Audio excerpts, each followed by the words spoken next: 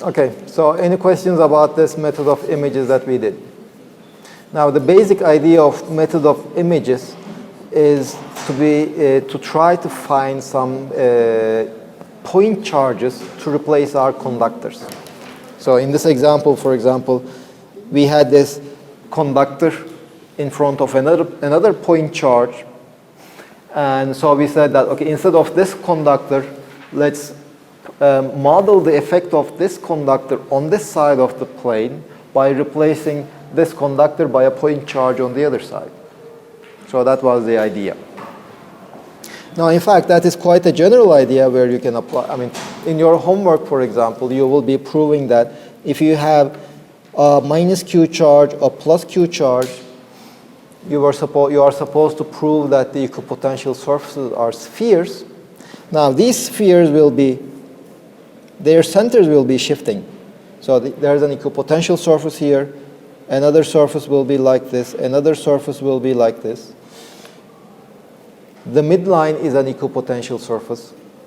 Right? It's a plane, but a plane you can imagine as a sphere with an infinite radius. And here you will have other spheres as equipotential surfaces. So you are supposed to prove that these spheres are equipotential surfaces. But then we can play this trick. Let's say here we have one equipotential surface. Let us replace that equipotential surface with a conductor. Not a grounded one, a conductor that has a charge plus Q. And we can replace this equipotential surface by another conductor, and a conductor that has let's say, a total charge minus Q. Outside these conductors, I mean, just pick up the potential corresponding to this dipole everywhere. In this region, the potential satisfies the Laplace's equation. Furthermore, they satisfy the condition that these conductors have the total charge plus Q and minus Q. Well, that's our second uniqueness theorem. So if you have a solution of the Laplace's equation, and the electric field corresponds to different conductors having non-total charges, the solution is unique, so that's our solution. So two charged spheres, yes. Okay. So we are comparing these two systems. On one system, I have a minus Q charge plus Q charge over here. I create a simple dipole. And then I can write down the potential of this system. I know the potential. Okay. And I also know the equipotential surfaces. You will show in your homework that the equipotential surfaces are spheres.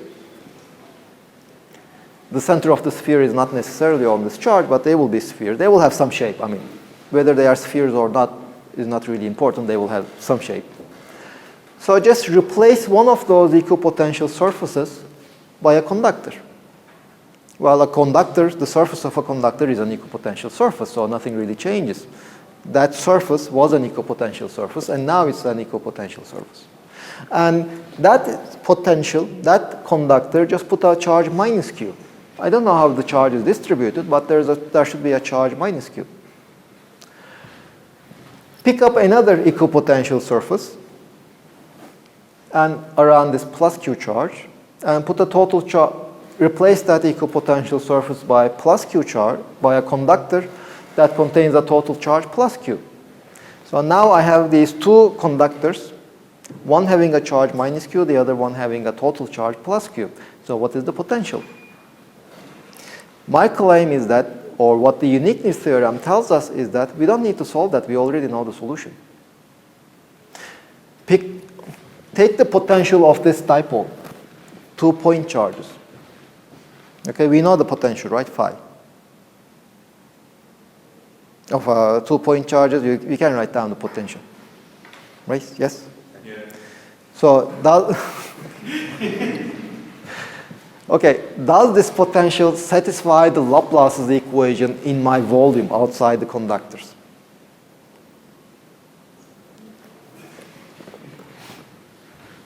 Does it satisfy the Laplace equation? Yes. Yes, because outside the conductors there are no charges, so charge density is 0. Laplacian acting on the potential should give me the charge density, which is 0, so it is 0. So the potential created by these 2 point charges creating a dipole satisfies the Laplace equation. Okay, that was, so we know a solution of the Laplace equation. Secondly, we know that that potential, there's a corresponding electric field, and that electric field describes a system which contains a total charge minus q in this volume and a total charge plus q in this volume. Right? Now we have this dipole field, right? Dipole. It creates a potential, and that potential corresponds to an electric field. And by using the Gauss law, you can just imagine any closed surface, evaluate the electric field over the surface, that gives me the total charge. Now, if I consider this volume, this surface, if I integrate my electric field over this surface, it will just give me minus q over epsilon 0. So if I integrate it over this volume, it will give me plus q over epsilon 0. So I have a potential. There's also, I have the electric field corresponding to that potential. And that electric field corresponds to a system which contains minus q charge in this volume and a plus q charge in this volume. Okay? Furthermore, I know that that electric field, divergence of that electric field is 0, or the Laplacian of that potential is 0. Okay?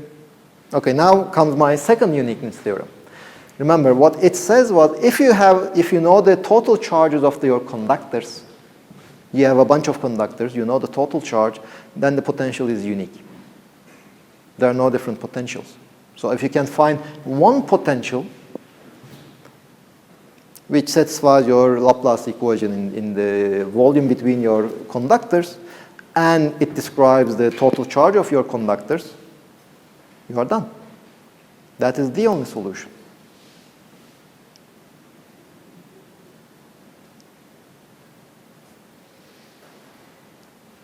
So basically, this tells me that if somebody asks you, for example, in a midterm, to determine what will be, you have 2 spheres, one having a charge minus q and the other one having a plus q. What is the potential created in the volume between outside these conducting spheres? Well, you don't need to try to solve this potential problem. Just try to find where these charges should be, these point charges. So you just convert your problem to a problem containing point charges, 2 point charges. And you can straight away write down the potential created by 2 point charges. Sonra da integral mi yapacağız? No. You don't need to integrate. You see the potential, you know the potential created by each one of charge over here. Sum them up. There are no integrals, just a summation of 2 terms.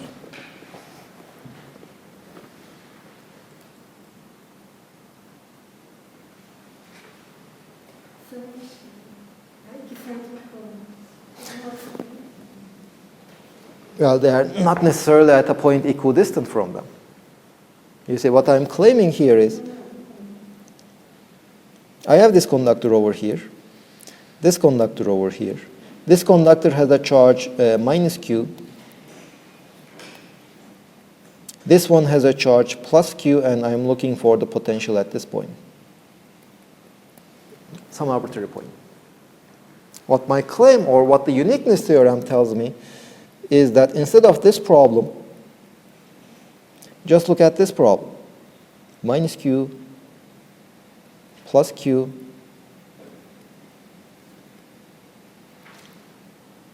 Now if I call this distance r minus, and if I call this distance r plus, this is equal to minus q over 4 pi epsilon 0 r minus plus q over 4 pi epsilon 0, 1 over r plus. There are no integrals, we are done. The problem is solved. Of course, the trick is, where should these be? You should choose their positions such that these conductors are equipotential surfaces. Uniqueness teoremi olmasaydı bunu uygulayamam. No. But if there were no uniqueness theorem, we might be having more than one possible solutions. So this would just give me one of them. So what are the other ones? That would have been the question.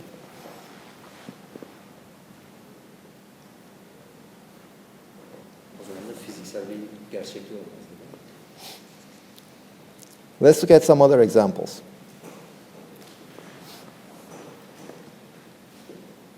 Now, we basically did, in fact, in this problem also, we did the same thing. Just the opposite way. Again, you can just take these two charges. This is an equipotential surface. So what we said is, put a conductor on this equipotential surface, and then remove the minus Q charge. You don't change anything here. So you can just replace an equipotential surface with a conductor. That is the basic idea behind the method of images. Of course, you have to adjust the potential of that conductor also. This midline is at zero potential.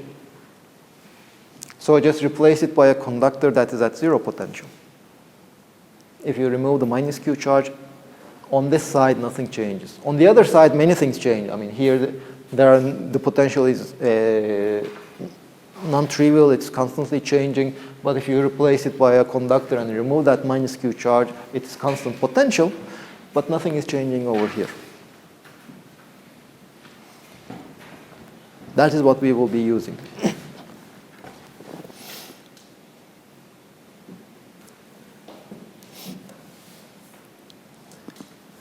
Well, we said that for a dipole, the equipotential surfaces are spheres.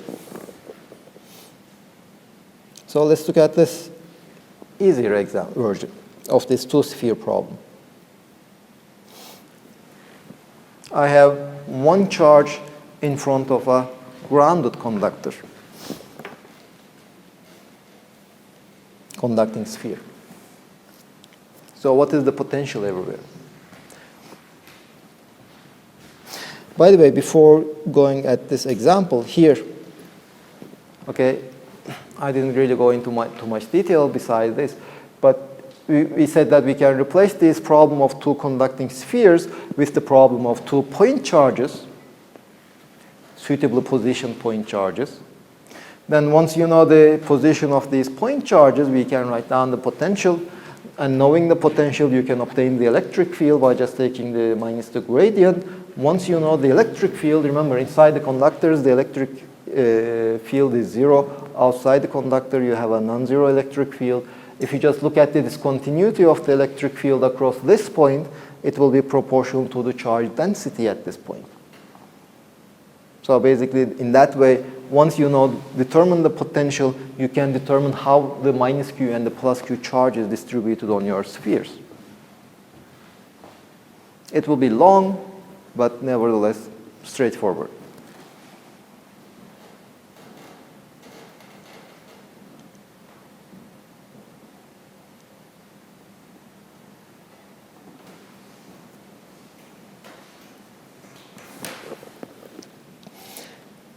Now let's come to this problem. We have a grounded grounded conducting sphere. In front of it, we put some charge. Plus Q, charge Q, let's say. The sphere has a radius R, and let's say that charge Q is at a distance D from the center of my sphere.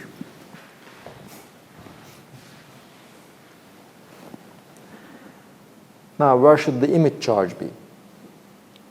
We will give it a try. I mean, a priori, you might not know that there will be one or two or three image charges. Let's start with the simplest thing that we can think of. I mean, if you just imagine you're looking at the spherical, shiny object, you will see an image of yourself. It will be smaller, inverted, but you will see an image of yourself, right? A single one. Not many images of yourself. So let's try a single image, somewhere located over here. We don't know what the charge will be. Well, if you just look at this spherical mirror, you will see a distorted version of yourself. So the charge might be different. And let's also call this distance from the center d prime. Now, for the time being, this is the question we have. Can we replace the influence of this conducting sphere by this point charge? And the conditions we have is that this sphere should be an equipotential surface. If we can choose q prime, this point, unit charge, in such a way that the potential on the surface of this sphere will be 0, then I can replace all this conducting plane by this unit charge in this volume. Nothing will change, because my boundary conditions will stay the same. My boundary condition does not change. When there is this conducting sphere, the boundary is at 0 potential. When I put that charge, the same boundary is at 0 potential. In this region, my potential will satisfy the Poisson equation with a unit charge over here. Whether I replace this conducting sphere by a point charge or not, it doesn't change. My potential in this volume will only see this point charge over there. So nothing will change in my problem. Of course, assuming that I can determine a position and the charge over here such that this sphere will be an equipotential surface with 0 potential. So let's see if it will be possible. So let me just copy this.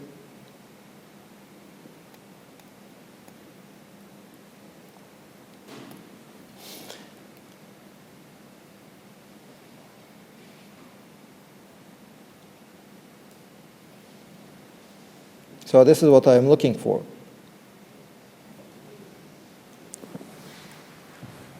Now I have this dipole system, 2 charges, well, not necessarily a dipole of equal charges, but two point charges. So what should be the position of this charge such that this sphere will be an equipotential surface? Now let us pick an arbitrary point on my sphere.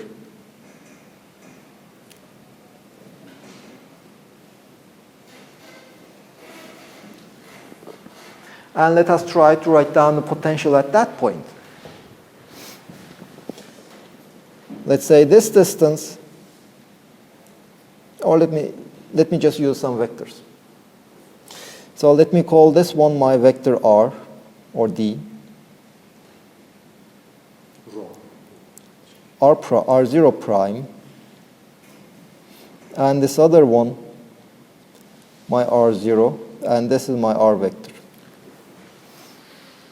Now the potential at the point r will be q over 4 pi epsilon 0, 1 over the distance between r and r0, plus q prime over 4 pi epsilon 0, 1 over r minus r0 prime. I have to determine q prime and r0 prime such that phi of r is equal to 0 at every point on the boundary.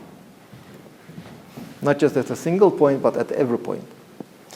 Now let me call this angle over here gamma. The angle between the direction of my charge and the r.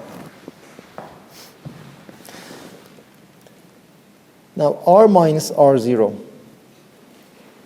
the length, I can write it as the square root of r minus r0 squared. Now that is how we define the length of a vector. Take its square and take the square root. If I take the square, that is r squared plus r0 squared minus twice r0, scalar product. Now small r, we are on the surface of the sphere, so small r is nothing but the radius of my sphere. R squared plus, well, I don't know what r0 squared is, and that scalar product is twice r0 cosine gamma.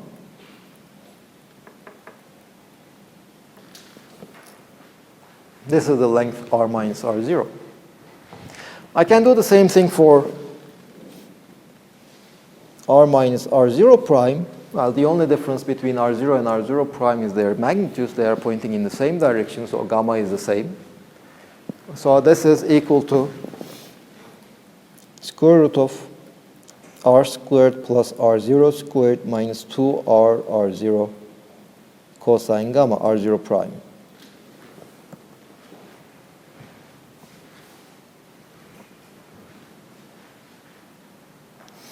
So this is the expression for my potential at the point r on the surface is equal to q over 4 pi epsilon 0 square root of r squared plus r0 squared minus 2r r0 cosine gamma plus q prime over 4 pi epsilon 0 square root of r squared plus r0 prime squared minus twice r0 prime cosine gamma. And this should be equal to 0 for all values of gamma.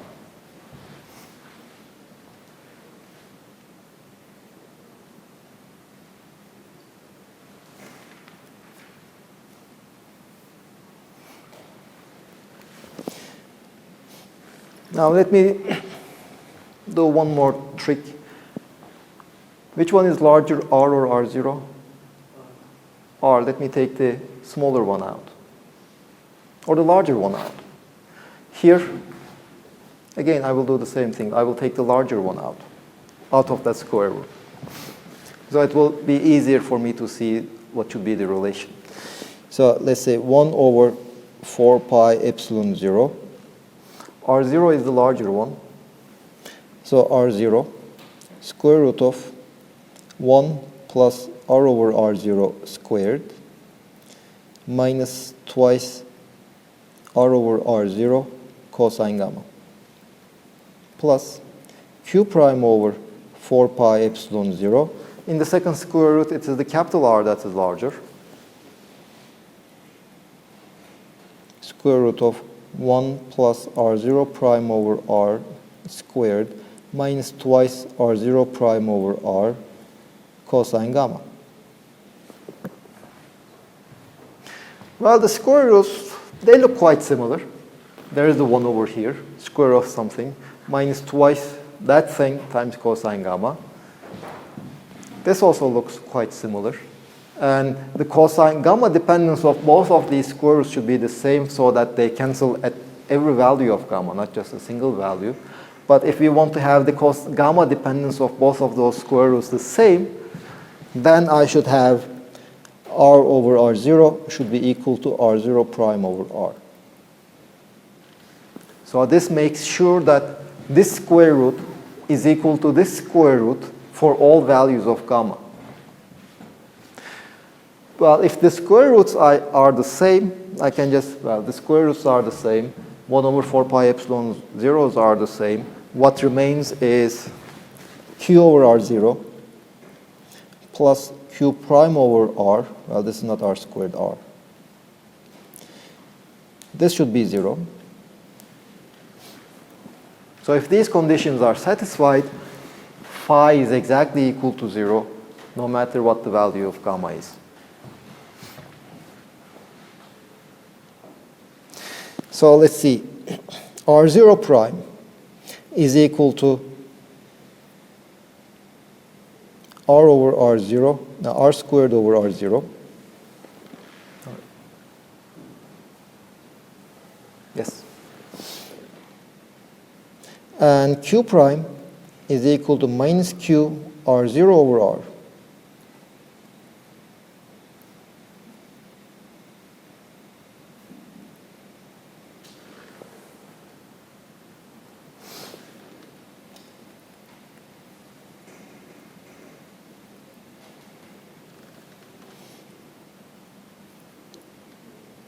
No, q prime is r over r0.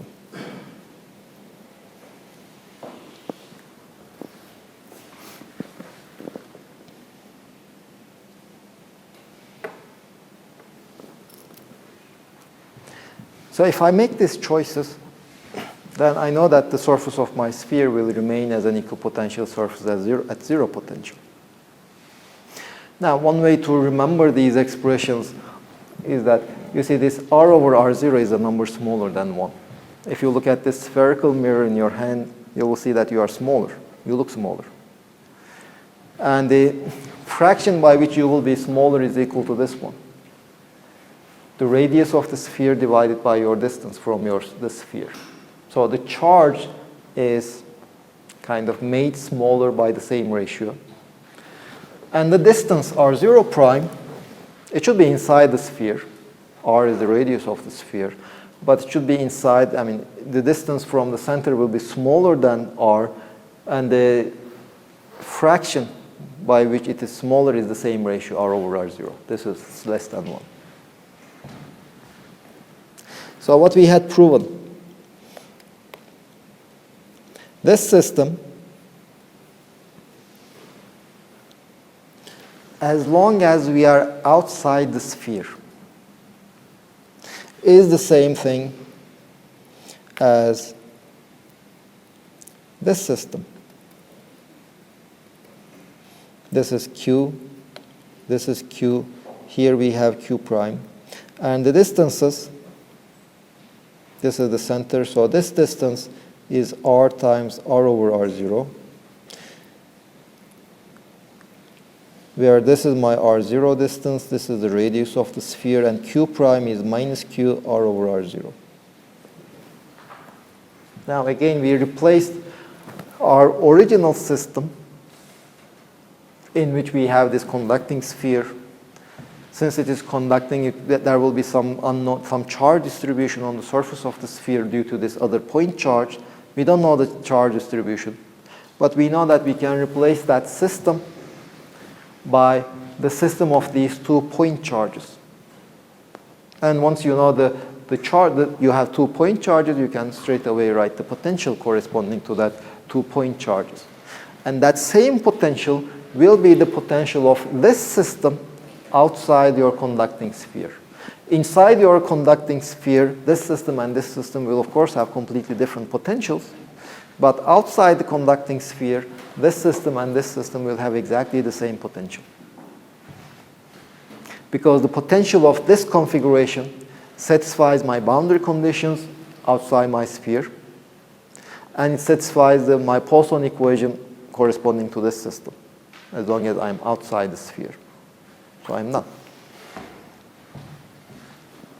In fact, for this problem, you can also go the other way around, in the sense that assume you have a conducting sphere, inside you put a point charge.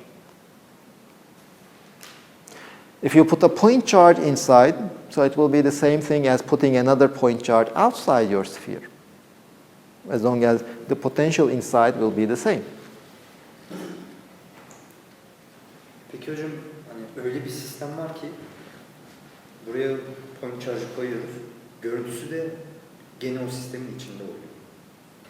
Well, you see, if you have some volume V, you know what your potential should satisfy.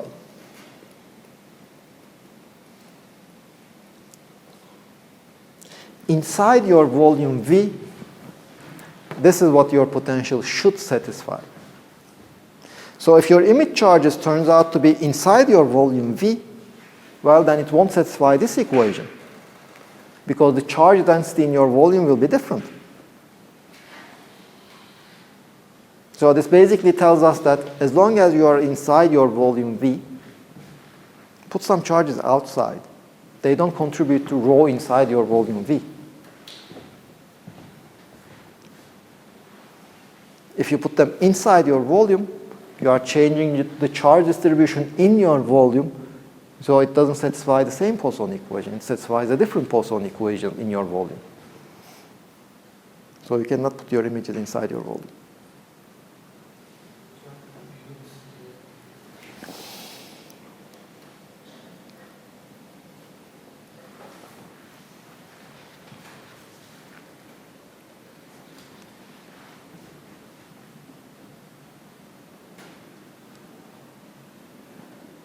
Let us do one more question.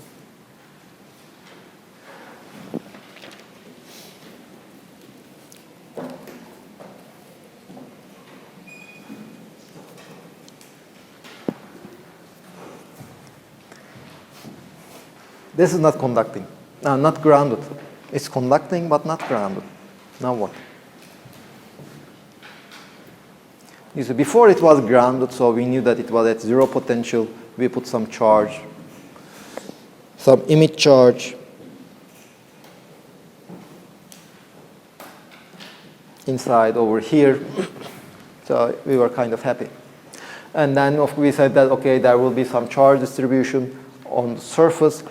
Once we determine the potential, we could determine the electric field and then determine the charge distribution on the surface. And then you can go ahead and calculate the total charge of this conducting sphere. And you would find that the total charge of your conducting sphere is actually equal to Q prime.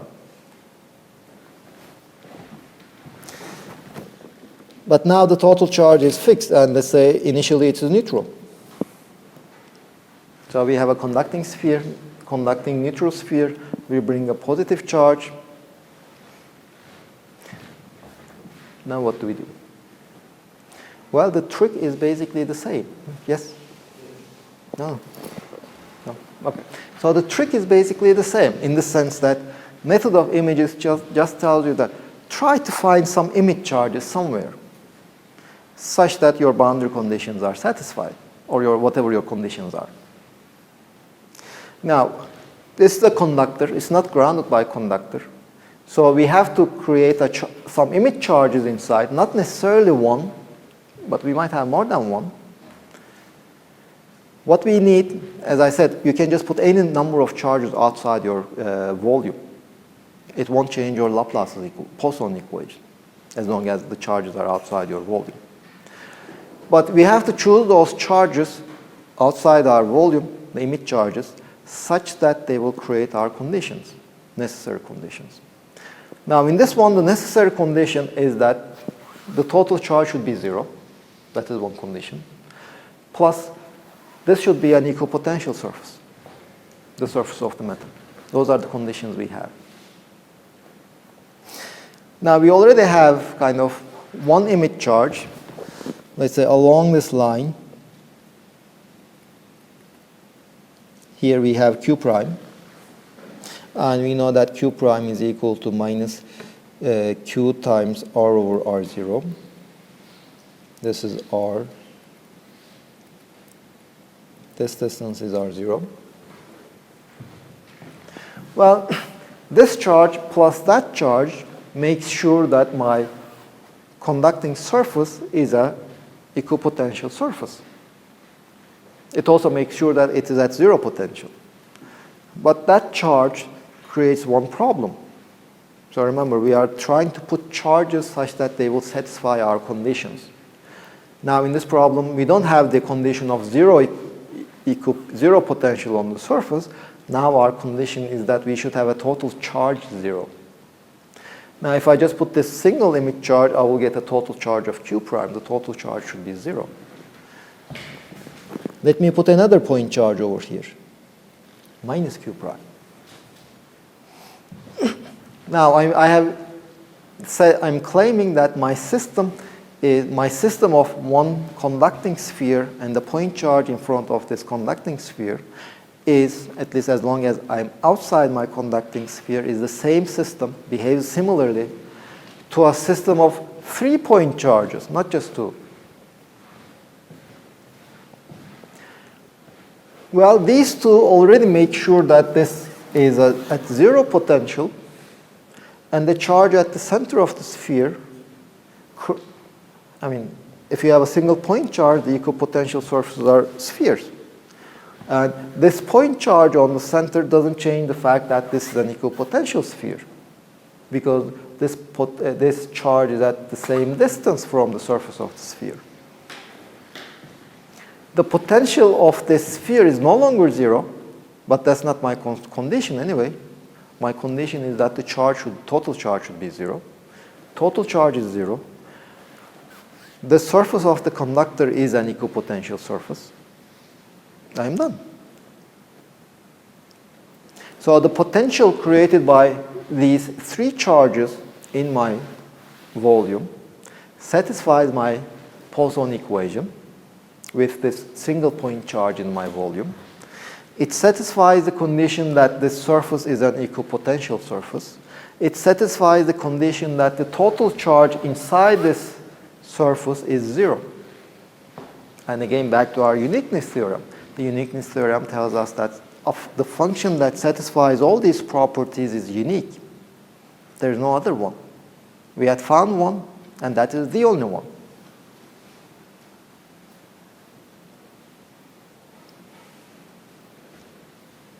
Then, of course, if you want to write down the potential at this point, let's call this distance R1, this distance R2,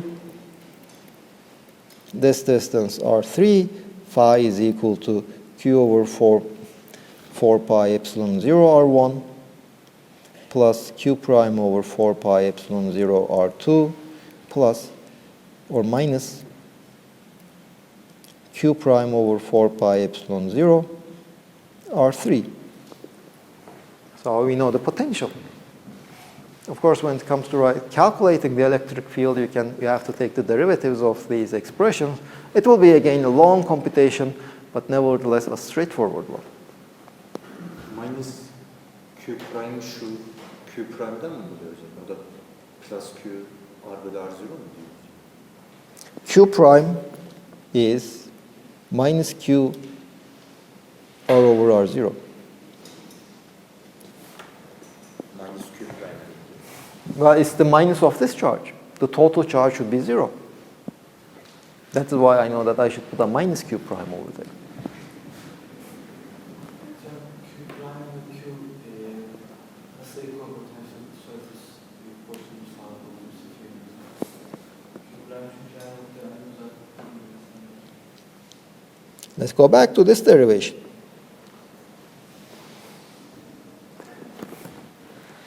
I have a charge Q and a charge Q prime. If these conditions are satisfied, then the surface is 0 potential. Not just an equipotential, but 0 potential. But you are right. I mean, you see, if you look at this expression, this is my charge Q prime. So as you are moving along this surface, well, this distance is constantly changing. This distance is constantly changing. But the important thing is that the ratio of this distance to this distance remains the same, as long as you are on this sphere. Hocam hani hep bu particle charge'lardan bahsettik. Continuous distribution'da belli.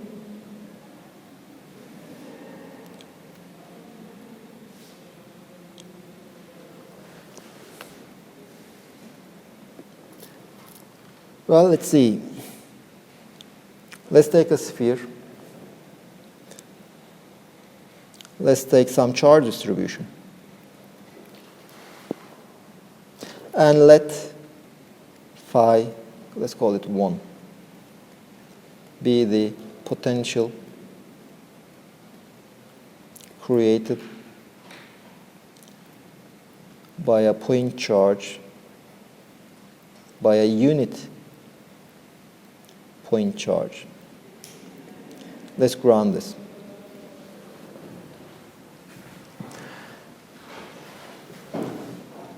By point charge at R0.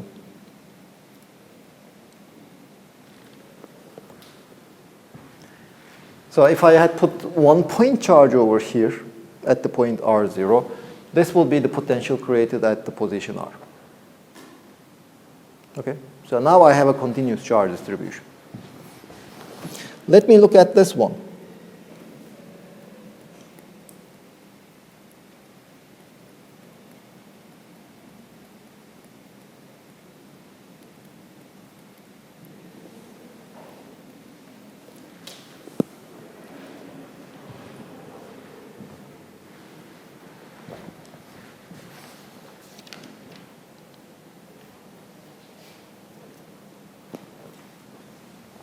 Now, what we need to prove, first the boundary condition.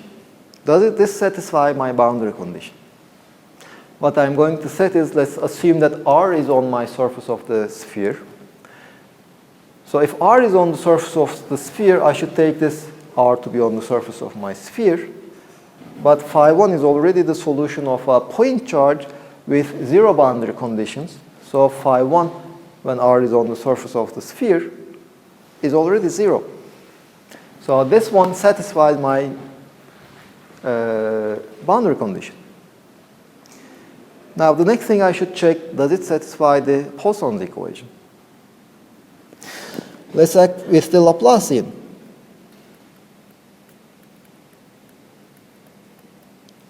Well, none of these depends on, well, the Laplacian is basically taking derivative with respect to the coordinates R. This doesn't depend on R. This is the only thing that depends on R.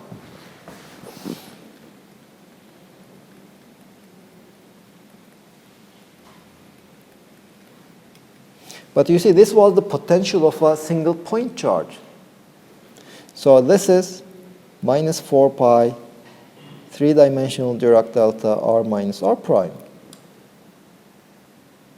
Now I can use that Dirac delta to calculate my integral.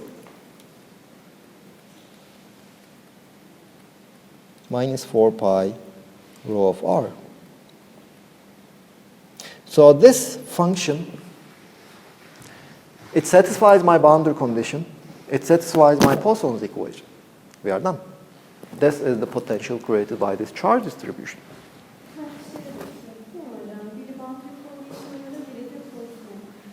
Yes. If I have a function that satisfies my boundary conditions and the Poisson's equation in my volume V, then that is the only function that satisfies those conditions and the Poisson's equation. Hocam bu denklemin boundary condition nasıl sağlanıyor? Well, what is the value of phi1 R0 when R is on the boundary? 0, because this is the solution of a single charge, point charge. Well, let's assume R is on the boundary. R is on the boundary. What is the value of phi1 on the boundary? 0, so we are done. This is 0. 0 multiplied by rho is 0. Integral of 0 is 0. Phi, if R is on the boundary, is 0. In fact, this is the reason why we will be almost always dealing with point charges. Because once we know the solution of the point charge, we know the solution of a continuous charge distribution. The hard part will be to try to calculate the potential of a single point charge.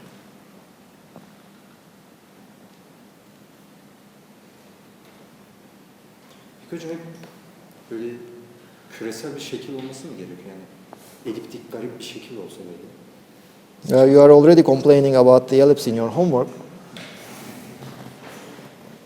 Hani başka bir şey olsa onu gene böyle ekopotential gibi bir şey mi yapmaya çalışacağız?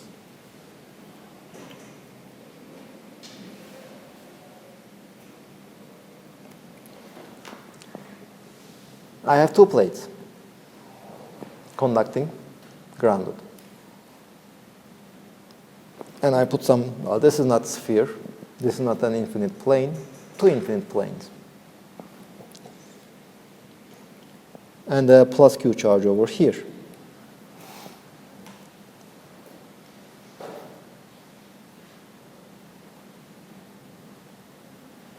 So what do you think? Bir burada image, bir de şurada image. Well, let's see. Due to this horizontal plane, I will have an image over here. Now, for this vertical plane,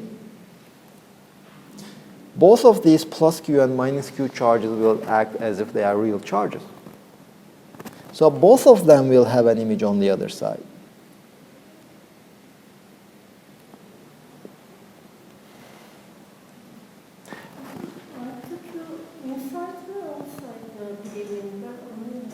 Well, you see, I have this system. This three-dimensional system. I put some charge over here. These planes are infinite. They are infinite, semi-infinite surfaces, both of them. So here I put some charge. There will be one image over here. There will be another image over here, but there will be a third one over here.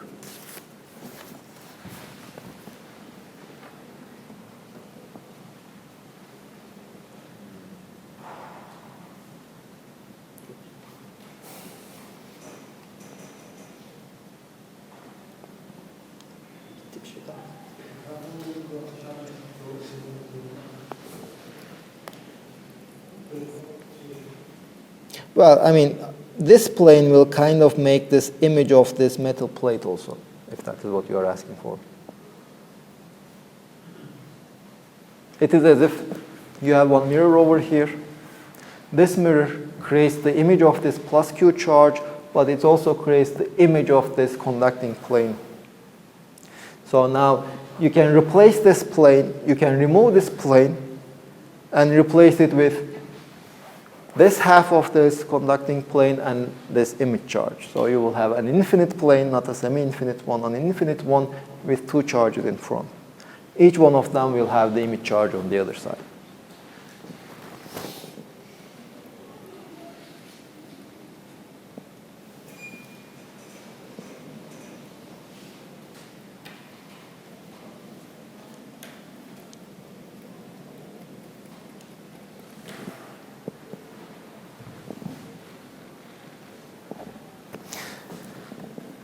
Well, let's put one over here.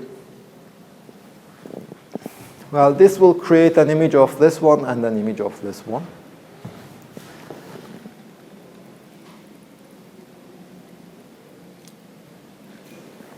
So if this is plus Q, there is a minus Q1. So basically, I can replace this one by this image charge and this infinite plane. So I have, now the problem is similar to the previous case, with the difference that now I have two image charges. Well, each one of these image charges will have three other image charges. So in total, I will have eight charges. So there will be a minus Q over here, a plus Q over here, a minus Q over here, and a plus Q here, and a minus Q here, and some plus Q over here. Well, something like this.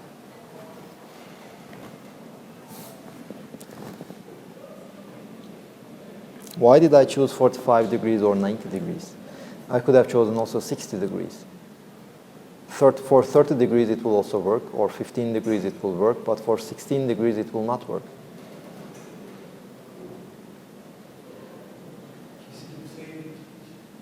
It should be an integer fraction of 360. Because what will happen otherwise is, I mean, you can think of it like this. There is an image of this one over here. This one has an image over here. Well, according to this place, you can think that this has an image over here. So you will have an image over here. There will be another image plate. You will have the image of the image, image of the image, image of the image. Eventually, they should overlap. If they don't overlap, you have to have infinitely many points.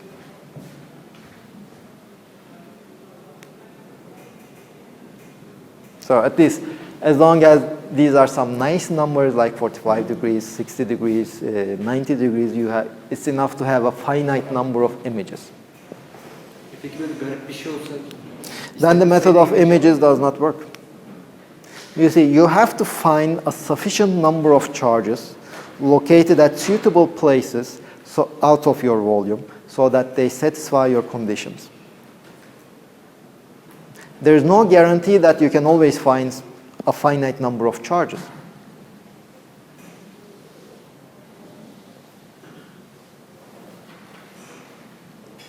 İşimize yarayan yükleri de alamıyoruz. Hepsini almamız gerekiyor. Yes. Just think of it. If you don't have a mirror that is flat, well, you will not really see yourself. You will just see a blur.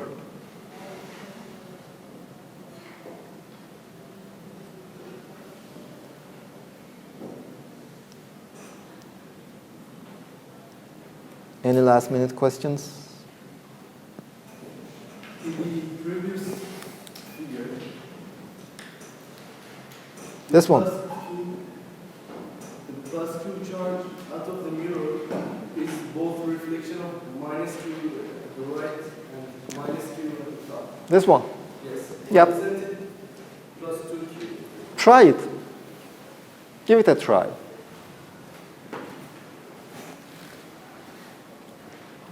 It will be plus 2q, plus q only. But you see, these are just trials. That's another reasoning. Your friend is saying that, well, this charge, there's an image of this one over here and also an image of this one over here, so it should be plus 2q, not just plus q.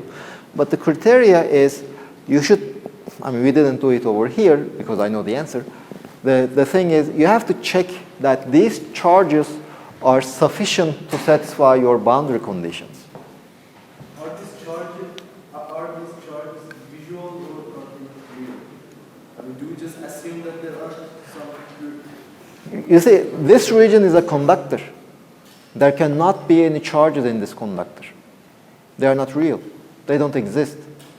What happens is this plus q charge creates some charge distribution over here, some other charge distribution over here, in such a way that those charge distribution in this region behaves as if there is one charge over on the other side.